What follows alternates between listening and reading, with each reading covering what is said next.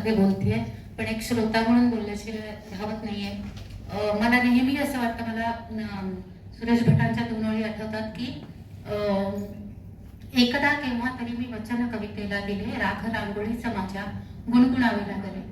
स्वतःच्या राख रांगोळीला गुणगुणण्याचं सामर्थ्य ज्या व्यक्तीमध्ये आहे, अशा व्यक्तीने कलाकार होण्याचा विचार करावा. आणि नेहमी असं वाटतं की वेदनेला संवेदनेच्या पातळीवर नेऊन त्याला सुंदर करून, त्या वेदनेला जो जगासमोर एका सुंदर कलाकृतीच्या स्वरूपात ती गोष्ट मांडतो, ती दुःख, ती वेदना मांडतो, तो खरा कलाकार.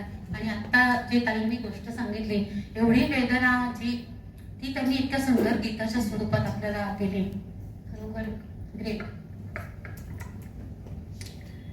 मृत्यूत कोणी हासे, मृत्यूस कोणी हसतो. मृत्यूत कोणी हासे, मृत्यूस कोणी हसतो. कोणी हसून मरतो, कोणी हसून मरतो. मरत्यास कोणी हसतो.